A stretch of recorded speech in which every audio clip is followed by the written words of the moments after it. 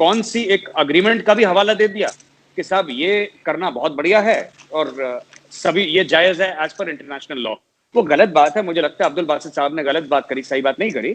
कोई international law ये नहीं कहता कि आप टेररिस्ट को भेजें किसी और मुल्क में दहशतगर्दी फैलाने के लिए। जहां तक कराची स्टॉक एक्सचेंज पे अटैक का मामला है जो बीएलए ने ओन करा है, मैंने साफ एक बात बोल दी है और ये मैं बार बार बात ये कहता हूं, दोबारा आपकी शो में आरजू पॉइंट ऑफ व्यू पे रिपीट कर रहा हूं मैं कि सब जिसमें कोई नॉन कॉम्बैटेंट मारा जाए, कोई भी नॉन कॉम्बैटेंट हो, वो गलत है।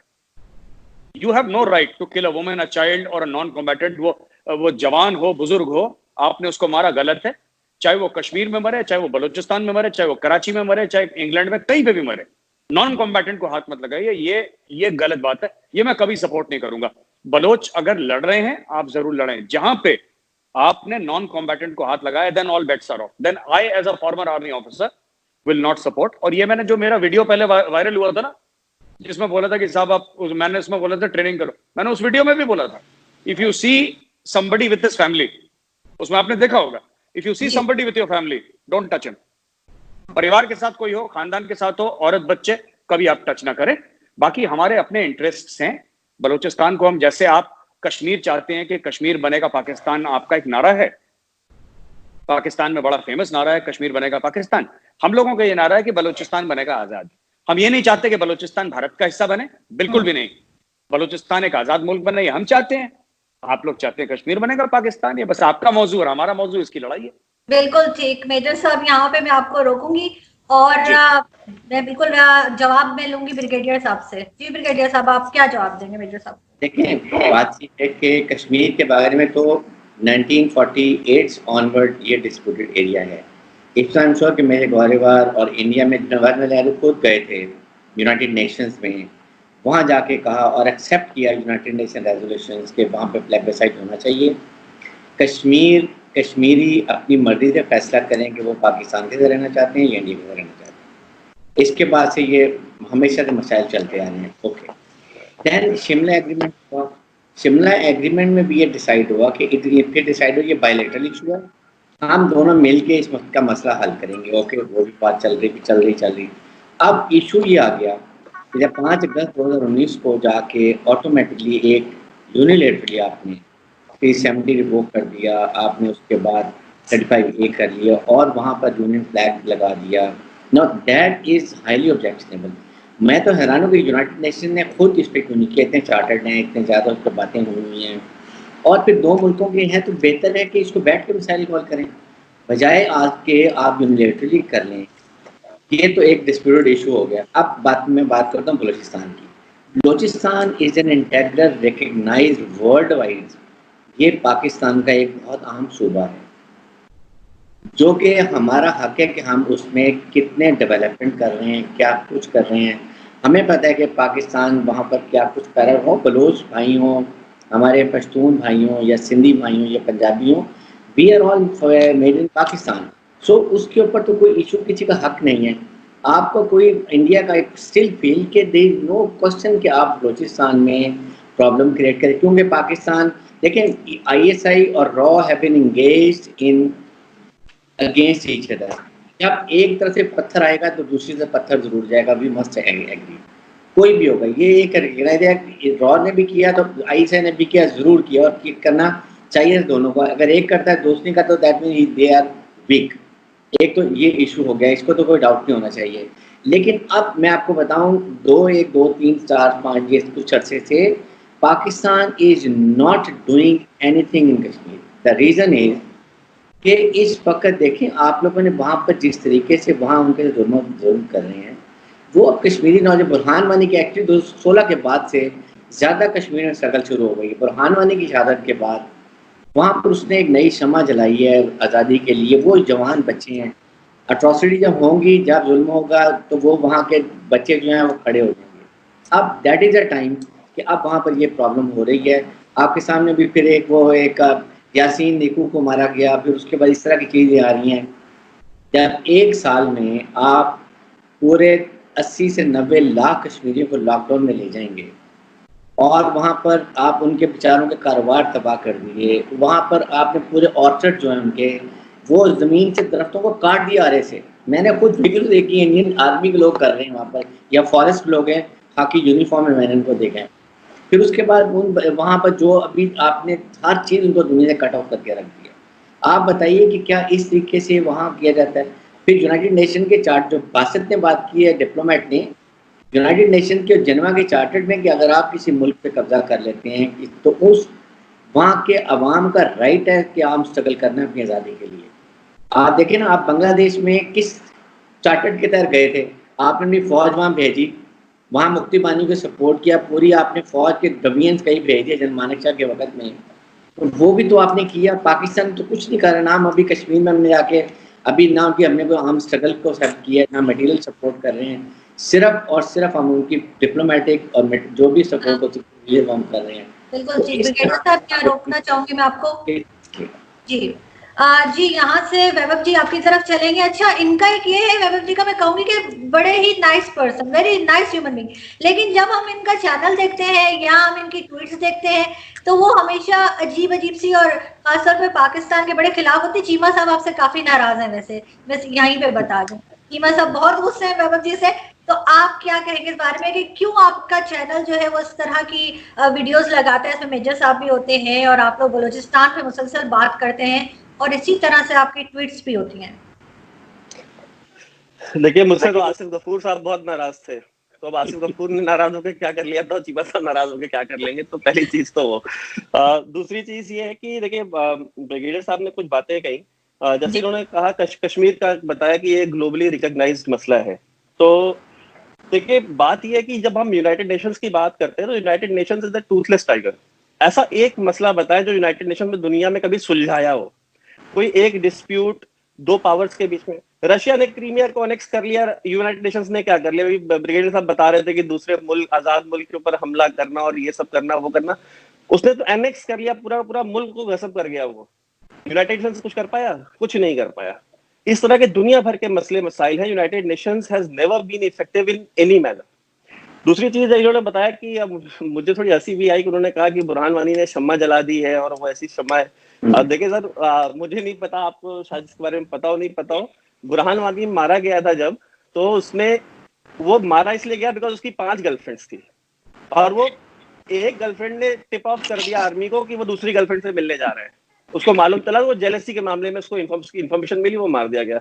तो सर, अब ऐसे लोग जो, मतलब ये कौन सी शम्मा जलाते हैं सर, अब मैं क्या बोलूं। अच्छा, एक बात ये है कि आपने बात की थी कि वो बुरहान वानी शहीद है। देखिए सर, आपके यहाँ तो वजीर आजम ने उसामा बिन लादेन को शहीद बोल दिया, तो बुरहान वानी तो शहीद है ही है, फिर तो वो कोई बात ही नहीं है। जब उसामा बिन लादेन शहीद हो सकता है और वो नेशनल असेंबली में खड़े होकर के उसके ऊपर तबसरा कर रहे थे कि उसको शहीद कर दिया अमेरिका ने, तो अभी उसमें मैं क्या बोलूं। अब वो भी चीज आपकी ठीक है, आप उसको शहीद बोल सकते हैं, आपका नजरिया। बलोचिस्तान जो है, बलोचिस्तान देखिए, नेहरू लेके गए थे कश्मीर का इशू, नेहरू की गलतियों की कीमत अदा करना हिंदुस्तान ने बंद कर दिया सर। और नेहरू ने वही नहीं, नेहरू ने और भी बहुत सारे ब्लंडर्स किए हैं जिनको रेक्टिफाई किया जा रहा है और वो चीजें धीरे धीरे रेक्टिफाई होंगी। मुझे पता है गांधी से और नेहरू से बहुत प्यार आजकल जागा हुआ है पाकिस्तान में लोगों को कि ये गांधी वाला हिंदुस्तान नहीं रह गया, अब ये नेहरू वाला हिंदुस्तान नहीं रह गया। तो ठीक है सर, अब आप अगर आपको इतनी मोहब्बत थी तो आप अलग क्यों हुए? पहली चीज, जिन्ना की तस्वीर पीछे लगाते हैं और आगे बैठ के तबसरा कर रहे होते हैं नेहरू और गांधी के बारे में, उनसे अपनी मोहब्बत का इजहार कर रहे होते हैं आपके वजीर आजम और दुनिया भर के जो एनालिस्ट हैं।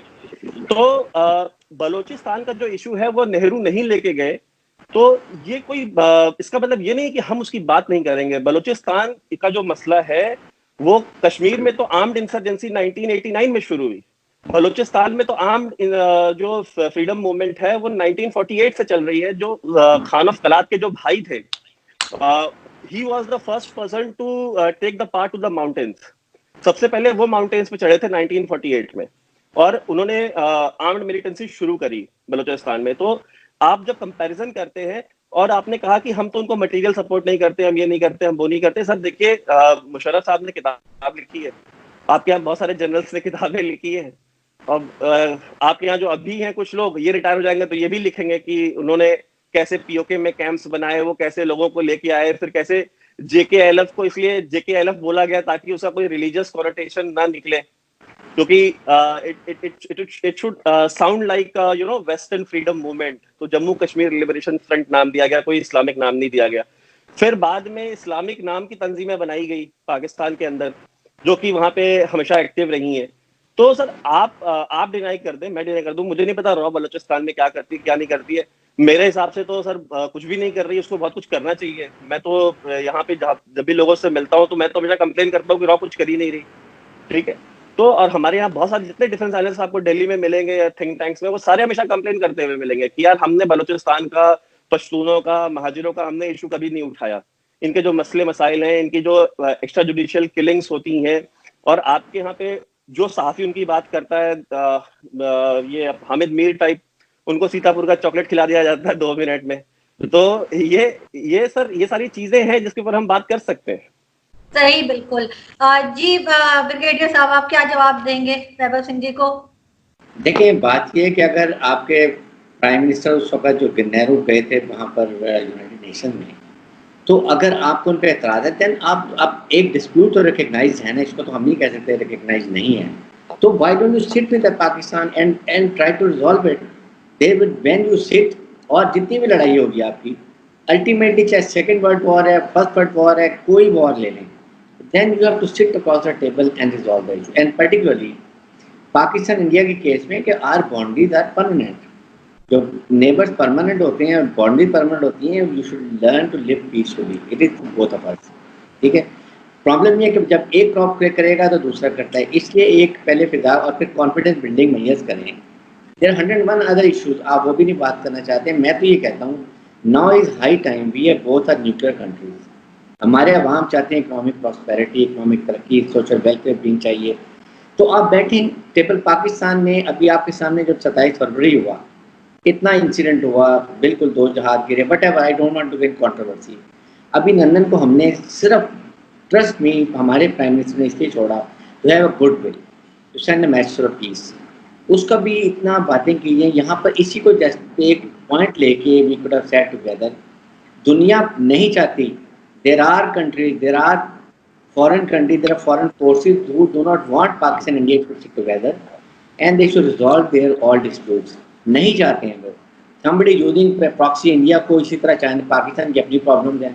तो हम तो ये कहते हैं कि बैठें, जब बैठते हैं तो मिसाइल खा लो, नहीं होगा ना मसला, आप उठ के चले जाएंगे, कोई बात नहीं, we made an effort, तो why can't we make it an effort?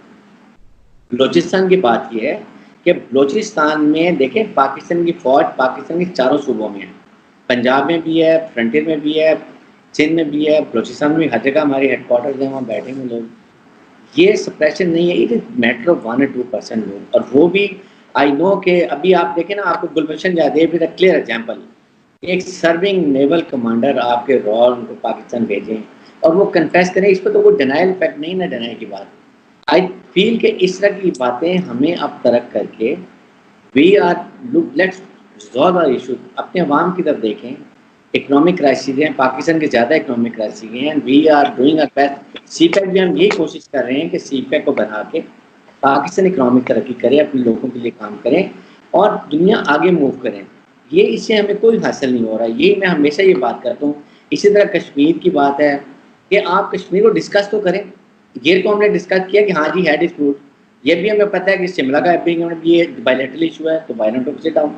ये कोई रीज़न नहीं। फिर उसके वहाँ की डेमोग्राफी चेंज हम कर दें, डबलसी लोगों वाला क्या बात करें, सारा करें। तो मेरे ख्याल में अब वो टाइम आ गया है कि पाकिस्तान और ख़ास तौर पे इंडियन गवर्नमेंट को जो एक अभी नया ये इन्होंने जो एक ज़्यादा सोच, I never say there are majority of Hindu are very moderate, they very understanding intellectuals हैं, there is no doubt about it. But ये जो एक अखंड भारत का अब नया जो हमने शुरू किया है, इसको मेरे ख्याल में हमें सोच करने की ज़रूरत है। वो नाजी के ज़माने गुजर गए, अब हमें आगे सोचना चाहिए। अपनी नई जनरेशन आ रही हैं, तो उस कॉन्टेक्स्ट में मैं ये बात करता हूँ कि हमें अब चाहिए कि हम बैठें, चाहे पाकिस्तान की लीडरशिप इंडिया जाए, इंडिया की पाकिस्तान आ जाए, it is immaterial, but we need to sit down and resolve the issue. जी मेजर साहब, लेकिन एक चीज और है कि आप लोगों को सीपैक से भी प्रॉब्लम है, और आपको लगता है कि जैसे ब्रिगेडियर साहब ने कहा कि बैठ के बात हो सकती है?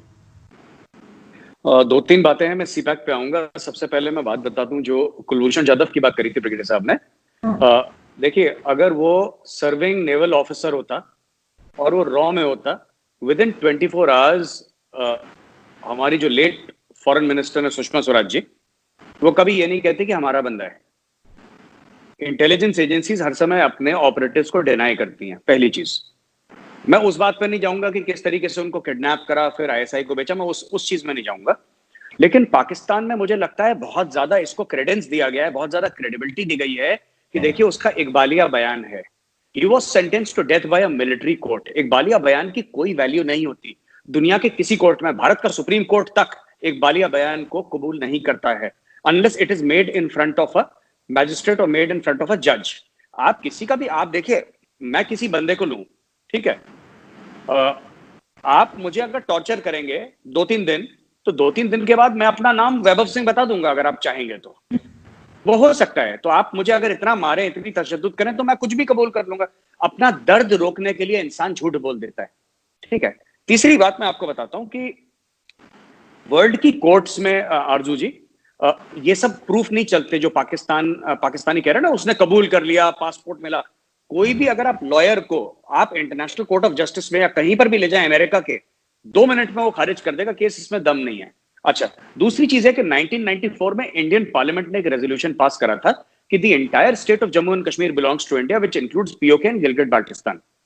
As an Indian, my parliament's 1994 resolution supersedes United Nations Security Council resolutions of 1948.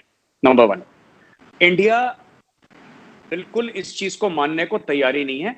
तीसरी बात, ये जो हम लोग आपने बात करी सीपैक की, देखिए साहब, कई पाकिस्तानी कहते हैं, मैं बस 1 मिनट लूंगा, कई पाकिस्तानी ये कहते हैं कि साहब इंडिया बड़ा जेलस है क्योंकि सीपैक है और इतनी बड़ी ट्रेड है। मैं पहले भी आप ही के वीडियो में बता चुका हूं कि सीपैक टोटल अभी इन्वेस्टमेंट $45 बिलियन का हुआ है, 45 बिलियन का वो, और जो 60 बिलियन है वो 15 साल के पीरियड में होना है पाकिस्तान में। मैंने डॉक्यूमेंट्स पढ़ी है सीपैक की, जितना सीपैक का 15 साल में होना है उससे ज्यादा, उससे दुगना हर साल इंडिया में होता है। इतना, उससे ज्यादा, उससे 1.5 गुना ज्यादा हमारी सिर्फ चाइना के साथ ट्रेड है। तो $60 billion for India is peanuts, मतलब ये हमारे लिए कुछ भी नहीं है।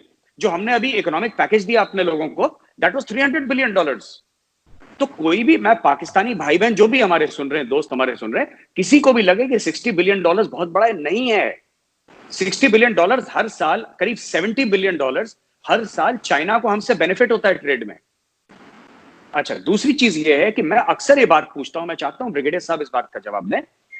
जो सीपैक है, सीपैक में कुछ होगा और सीपैक से मुझे आज तक नहीं समझ में आया। एक ऑफिसर है, मैं नाम भूल गया, जनरल साहब है पाकिस्तान के, जिन्होंने ऑन द रिकॉर्ड जाके कहा है, मैंने वैभव को वो भेजा भी था, जीओसी पेशावर कोर, हाँ जीओसी जो पेशावर के हैं शायद वही हैं, उनका वीडियो भी है, मैं आपको भेज दूंगा। उन्होंने ऑन रिकॉर्ड वर्दी पहन के आए और उन्होंने बोला है कि साहब इसके टर्म्स एंड कंडीशंस तो आप क्लियर करें ना, हमें खुद समझ में नहीं आ रहा ये क्या है। और वो वीडियो मैं आपको बताऊंगा, उन्होंने ऑन रिकॉर्ड कहा है कि ये सब जो है ये लूटमार मचा रखी है चाइनीज ने, ये क्लियर है ही नहीं, इट इज नॉट क्लियर वो क्या कर रहे हैं, पाकिस्तान को उससे क्या बेनिफिट है। देखिए 2 चीजें हैं, पाकिस्तान का अपना इंडस्ट्रियल बेस नहीं है, तो इसमें चाइना को क्या चाहिए, चाइना को बेसिकली पाकिस्तान से राहदारी चाहिए, आपको एक रास्ता चाहिए कि गवादर तक आना है। इसके अलावा पाकिस्तान क्या दे रहा है इन रिटर्न। दूसरी चीज, आखिरी मेरा पॉइंट है, जो हम कहते हैं ना कि चाइना और पाकिस्तान के बीच में ताल्लुकात हैं जो स्ट्रेटेजिक, जरूर होंगे, मैं मना नहीं कर रहा। मेरा एक लिमिटेड पॉइंट यह है कि पाकिस्तान ने चाइना को आज तक क्या दिया है। आपने कौन सी चाइना में इन्वेस्टमेंट कर दी? हमने फैक्ट्रीज खोली हैं चाइना में, हमारे गलवान में इतनी लड़ाई हुई चाइना के साथ, लोग हमारे वीरगति को प्राप्त हो गए, चाइनीज मारे गए, हमारी इन्वेस्टमेंट्स है वहां पे, hundreds and hundreds of billions of dollars की इन्वेस्टमेंट है। आपने चाइना के लिए क्या करा?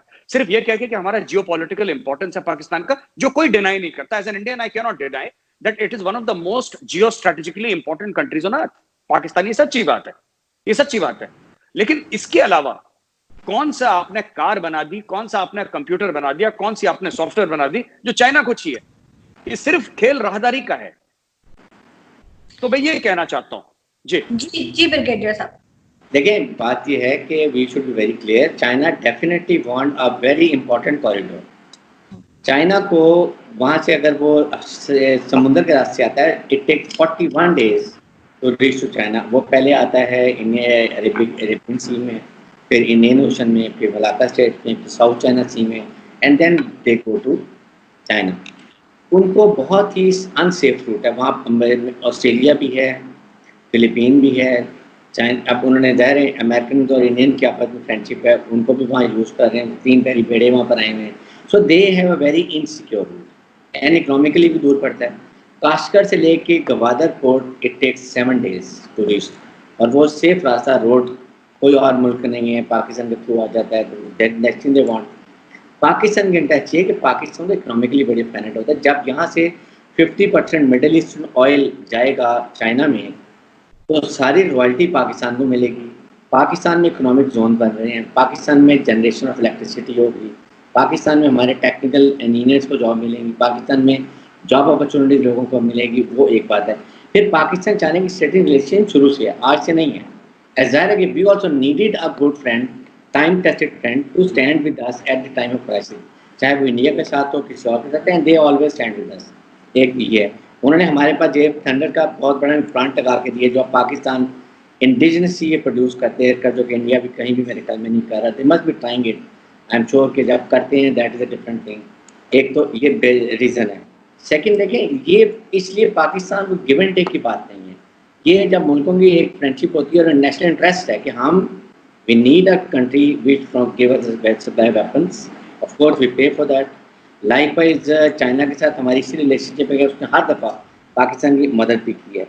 अब ये इन्वायरमेंट में पाकिस्तान और चाइना के लिए इसके ऊपर इंडिया को या अमेरिका को कोई एतराज़ नहीं होना चाहिए। क्या हमने कभी इंडिया में एतराज़ किया कि इंडिया में फ़लाँ जगह पर रशियन इन्वेस्टमेंट आ रही है, या सऊदी अरब $70 बिलियन आ रही है, या अमेरिका की इतनी $12 बिलियन? हमने तो आज तक कभी नहीं बात की। We have no concern. Likewise, when we are talking with investment in Pakistan and Gwadar port, इसलिए गवादर पोर्ट बने थे और बलोचियों को बड़ा फायदा होगा, हमारे भाइयों को, वहाँ इतना उनको रोजगार मिलेगा, इतनी डेवलपमेंट होगी, उनका एक इकोनॉमिक, उनका बिल्कुल होराइजन ही चेंज हो जाएगा। वो एक अलग इंसिडेंट होता है। तो बाकी ये इस बजाय इसके कि मैं तो ये कहता हूँ कि आप देखें, मैं I am convince after some time CPEC is operationalise, India के इंटरेस्ट में होगा कि इंडिया यहाँ पर आके खुद इन्वेस्टमेंट करें, उसको यूज करेंगे। ईरान इज ऑल्सो इंटरेस्टेड, बाकी सब इंटरेस्टेड हैं। इसलिए इकोनॉमिक फैक्टर जो होते हैं इसमें एवरीबडी शुड पार्टिसिपेट और स्ट्रेंथ करें एक दूसरे को इम्प्रूव करने के लिए। इसी तरीके से Saudi Arab is not interested, कितना वो पैसे लेकर आ रहे हैं, यूएई वाले लेकर आ रहे हैं। एवरीबडी वांट के ये पोर्ट डेवलप हो, और ये अल्लाह की तरफ से इतना गहरा पोर्ट है, इसमें कितने बड़े बड़े जहाज यहाँ पर आ सकते हैं, इसके डेप्थ बहुत ज़्यादा है, बहुत हैवी शिप्स यहाँ पर आ सकते हैं। तो इस लिहाज से देखें तो ये ओवरऑल इस खित्ते के लिए, सेंट्रल एशिया के लिए, अफगानिस्तान के लिए, ईरान के लिए, एंड ऑफ कोर्स अगर इंडिया यूज़ करना चाहे, everybody can use it for her एक इकोनॉमिक डेवलपमेंट के लिए चाहिए। तो ये बहुत बड़ी अपॉर्चुनिटी है हमारे लिए, इसके लिए किसी को इतराज़ नहीं होना चाहिए, चाहे वो बनता है नहीं बनता। बट आई थिंक हाँ, एक कोई बेहतर सजेशन हो तो ज़रूर इंडिया को देनी चाहिए कि जी नहीं, हम चाहते हैं इस तरह करें, तो we might also come and join you. ये ऑप्शन है जिसकी वजह से Pakistan is more concern CPEC के बगैर अमेरिका या इंडिया इसको क्रिटिसाइज करता है। Arzu, before you go to Weber, can I just make a quick one or two points? Sure. India हमने कभी सीपैक के लिए ऑब्जेक्ट नहीं करा, हमारा सिर्फ वन सिंगल ऑब्जेक्शन है। सीपैक इंडिया से आता है। 1994 पार्लियामेंट के रेजोल्यूशन के तहत गिलगिट बाल्टिस्तान और पीओके, जिसको आप लोग आजाद कश्मीर बोलते हैं, वो भारत का अभिन्न अंग है और सीपैक की एंट्री वहां से होती है। That is our only objection. हम चाहते हैं चाइना $200 बिलियन इन्वेस्ट करे पाकिस्तान में, हमें क्या दिक्कत हो सकती है? आपका मुल्क अलग है। Allow me to complete sir with your permission. पहली चीज। दूसरी चीज ये है ना कि अगर हम डिस्कस कर रहे हैं सीपैक, तो मैं बता दूं, हर एक डील, हमारी जितनी भी डील्स हैं, इंडिया की डील्स जितनी भी हैं, आप उनके पेपर्स पब्लिकली अवेलेबल हैं। अमेरिकन ने अगर 100 बिलियन इन्वेस्ट करे हैं, अगर सऊदीज ने 100 बिलियन इन्वेस्ट करे हैं, राइट, सीपैक का अभी भी पाकिस्तानी आवाम को नहीं बताया गया कि जो इन्वेस्टमेंट है, क्या लोन है, कितना पैसा आपको देना है, अगली किस्त कब जाएगी। और यही वो आपके जो जीओसी साहब थे, जीओसी साहब ने यही वो वीडियो, में अगर होता तो मैं आपको जरूर भेजता। मैं वैभव आपसे रिक्वेस्ट करूंगा, आप आरजू और ब्रिगेडियर साहब को दोनों को भेजें। वो जो सर्विंग ऑफिसर है, सर्विंग जीओसी हैं पाकिस्तानी आर्मी के, वो कह रहे हैं साहब कुछ पता ही नहीं है, देयर इज नो क्लैरिटी कि आपने 100 रुपए दिए, चाइना ने 100 रुपए इन्वेस्ट करे पाकिस्तान में, वापस कब देने हैं, कितने देने हैं, किसी को कुछ नहीं पता। It's all under the cover of night. कुछ नहीं पता किसी को। तो ये चीज है। और आखिरी चीज ब्रिगेडियर साहब ने बोली ना कि ये होगा जब सीपैक होगा, मैं ये बात पूछना चाहता हूँ, $45 बिलियन डाल दिए, कब होगा? 45 billion is not a small sum. Vaibhav, अब आप बोल सकते हैं, आपको वैभव का टर्न है, तो I think Vaibhav can speak whatever. जी आप भी यही बात करेंगे, आप भी यही समझते हैं? और सबसे बड़ी बात ये कि भारत बनने देगा, उस पर एतराज नहीं करेगा, तभी तो आप खुद भी उसमें कोई हिस्सा डाल सकेंगे, उसको इस्तेमाल कर सकेंगे। जी ब्रिगेडियर साहब कुछ कहना चाह रहे थे, वो कह ले जरा। जी सर, आप कुछ कहना चाह मेरा रहे पॉइंट ऑफ व्यू ये था कि देखें, यही मैं बात हम कर रहे हैं कि ये जो सीपैक गिलगित बल्तिस्तान वगैरह से आता है, आप इसको अगर इतना ही इशू समझते हैं कि आप क्लेम करते हैं पाकिस्तान पूरे कश्मीर को हम क्लेम करते हैं, तो बेहतर है हैव अ प्लेबिसाइट, कोई रायशुमारी करा लें, या ये भी ले लें या वो भी हमारे पास आ जाए, तो हल तो निकाल लें ना। यूनिलैटरल तो आप नहीं कर सकते, ना हम एक्सेप्ट करेंगे ना आप करेंगे, तो बेहतर है प्लेबिसाइट करा लें, और जिसकी तरफ कश्मीरी जाना चाहते हैं चले जाएं, और वो बेहतर सबसे इस तरह we don't object to it. जितनी जल्दी करा लें उतने जल्दी मसाइल भी हल हो जाएंगे। I am we are all agree, I think इस पर कोई किसी को एतराज नहीं होगा। जो स्टेट टू स्टेट कॉन्ट्रैक्ट होते हैं, जनरली जब ये डिसाइड होती है कि ये पब्लिक नहीं किए जाएंगे तो पब्लिक नहीं किए जाएंगे, but all concern people, public representative जो पार्लियामेंट के बहुत लोगों को पता है, एंड अगर उनको पता है इसका मतलब आवाम को पता है, इस लिहाज से इसकी वजह से इतने ज़्यादा डिस्क्लोज नहीं किया जा रहा। बिल्कुल जी बाबू। तो देखिए, वो मेजर साहब भी बता रहे थे, वो पेशावर कोर के जो जीओसी थे, उन्होंने उसमें एक लाइन कही थी। उसमें उन्होंने कहा था कि पाकिस्तानी सीपेक में सिर्फ क्या पंचर लगाने के लिए गाड़ियों पे, तो ही सेड दिस। तो अब उन्होंने क्यों कहा, क्यों नहीं कहा, आप वहाँ जर्नलिस्ट हैं, आप उनसे इंटरव्यू करें, उनसे पूछें कि भाई उन्होंने ऐसा क्यों कहा, अगर सीपेक इतना ही बड़ा गेम चेंजर है तो। दूसरी चीज ये है कि ब्रिगेड साहब बार बार कह रहे हैं कि बात करें बात करें बात करें। सर 70 साल से तो बात कर रहे थे। नेहरू साहब आपने खुद कहा कि वो खुद यूनाइटेड नेशंस लेके गए, फिर उसके बाद जितने भी प्राइम मिनिस्टर्स आए इंडिया के, सबने पाकिस्तान की जो सिविलियन लीडरशिप थी उसके साथ बात करी, इवन मिलिट्री डिक्टेटर्स के साथ बात करी। रिजल्ट क्या निकला? अगर वाजपेयी साहब बस लेके लाहौर गए तो बदले में कारगिल किसने किया? अगर, और नवाज शरीफ ने खुद बोला था कि मुशर्रफ ने मेरी पीठ पे खंजर घोंपा, ठीक है, मैंने नहीं कहा, नवाज शरीफ ने खुद कहा। उसके बाद मोदी साहब अगर वहां गए उनके पोती की शादी में, तो उसके बदले में उरी और पुलवामा और पठानकोट और क्या क्या, जब भी इंडिया ने कोई इनिशिएटिव लिया है, आपके यहाँ से, आपका जो डीप स्टेट है, आईएसआई है, वो इस तरह के मिस एडवेंचर्स करती है ताकि टॉक्स डिरेल हो। तीसरी चीज ये है कि आप आज बात करना चाहते हैं, आप आज से पहले बात नहीं करना चाहते थे। आपसे मुराद मेरी कि आपकी जो रियासत है वो आज इसलिए बात करना चाहती है बिकॉज वो बैंकरप्ट हो चुकी है, उसके ऊपर ग्लोबल प्रेशर बहुत ज्यादा पड़ा है, जो डिप्लोमेटिक आइसोलेशन हुआ है, और जो ओवर डिपेंडेंस चाइना के ऊपर हो गई है कि बिना चाइना के you can not even move an inch. आपका चाइना के सिवा दुनिया में कोई दोस्त नहीं रहा। आप 2-3 बिलियन डॉलर के लिए वजीर आजम को ड्राइवर बनना पड़ रहा है सऊदियों का और दुबई वालों का। तो जो आवाम जाकर के काम दुबई में करती है, वो काम आउटसोर्स कर लिया पाकिस्तान में वजीर आजम ने। तो ये चीज जो है, इसके ऊपर हमको सोचना पड़ेगा। और आपने कहा कि वो पावर प्रोजेक्ट्स लग रहे हैं, कॉरिडोर बन रहा है पूरा सीपेक का। सर जो बिजली आ रही है ना सर, वो थर्मल पावर प्रोजेक्ट्स चाइना आपके यहाँ शिफ्ट कर रहा है। वो थर्मल पावर यूनिट्स जो कि चाइना में ऑब्सोलीट हो चुके हैं, जो पेरिस जो ये डिक्लेरेशन हुआ था एनवायरमेंट का, मुझे उसका एग्जैक्ट नाम अभी नहीं मेरे दिमाग में आ रहा है, तो उसके तहत जो है आपको थर्मल पावर के ऊपर डिपेंडेंस अपनी कम करनी है। तो चाइना ने जो कमिटमेंट करी थी, तो वो अपनी ऑब्सोलीट प्लांट्स जो कि कम से कम 10 टाइम्स मोर कार्बन एमिट करते हैं as compare to new thermal power plants, वो अपने पावर प्लांट्स वहां से उठा करके आपके यहाँ शिफ्ट कर रहा है, थर्मल पावर प्लांट्स।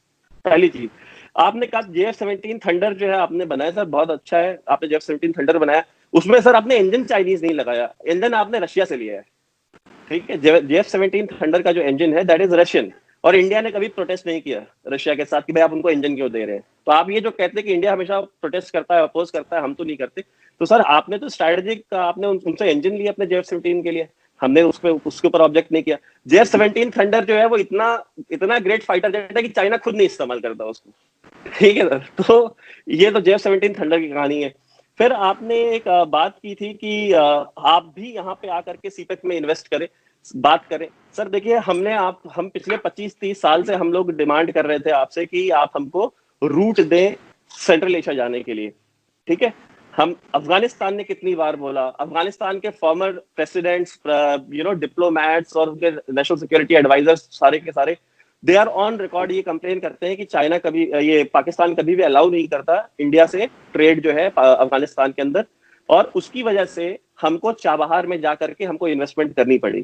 तो अगर आपने अगर ये रूट दिया होता तो चाबहार की जरूरत ही नहीं पड़ती, उसकी नौबत नहीं पड़ती। अब आपने कहा कि सऊदी और दुबई और यूएई खुद आके इन्वेस्ट करें। सर अभी आपके यहाँ पे साल भर पहले तक ये कॉन्स्पिरेसी थ्योरीज आपके बड़े बड़े डिफेंस एनालिस्ट प्रोपेगेट करते थे कि जो ग्वादर पोर्ट है इसके खिलाफ यूएई साजिशें कर रहा है, बिकॉज ये जो है ये रिप्लेस कर देगा जो दुबई पोर्ट है, जहां से आज की डेट में चाइना की मेजोरिटी ऑफ ऑयल ट्रेड होकर के जाती है। तो उसके जो शिप्स हैं वहां डॉक होते हैं, वो सारे के सारे जो है वो ऑब्सोलीट हो जाएंगे। तो ये जो है यूएई और हिंदुस्तान मिल गया है, और यूएई जो इतनी $75 बिलियन की इन्वेस्टमेंट इंडिया में कर रहा है, वो इंडिया को खुश करना चाहता है। सऊदी अरेबिया इतने बिलियंस ऑफ डॉलर्स की इन्वेस्टमेंट कर रहा है because they want to secure. और यूएई और सब Saudi Arabia, you are a defence analyst, आपको ही पता है कि यूएई और सऊदी अरेबिया कभी भी they are like US and Canada या यूएस एंड यूके, वो एक दूसरे के रास्ते में नहीं आते, एक दूसरे को अकोमोडेट करते हैं, फैसिलिटेट करते हैं। तो सर ये जो आप मुझे बातें कह रहे हैं सर, मैं उनसे बिल्कुल एग्री नहीं करता हूँ। और लास्ट में बस एक पॉइंट मैं ये बोलना चाहता हूँ कि जहां तक कश्मीर की बात है सर, कश्मीर पे बात हो सकती है। मैं आपको बताऊं, इंडिया में जो लास्ट मैंने शो किया था आज का, तो मैंने उसमें भी ये चीज कही थी कि इंडिया में मूड चेंज हो चुका है आवाम का। जो पॉलिटिशियंस कंजर्वेटिव थे पहले के, वो जब ये बात करते थे इस तरह की बातें कि हम अगर टेररिज्म हो भी गया तो कोई बात नहीं, हम बातचीत करें, सर वो बातचीत का दौर खत्म हो चुका। अब इंडिया का कोई पॉलिटिशियन अफोर्ड नहीं कर सकता है कांग्रेस पार्टी जैसी इतनी पुरानी पार्टी, इतनी सबसे इंडिया की पहली नेशनल पार्टी, सर उसकी वो सर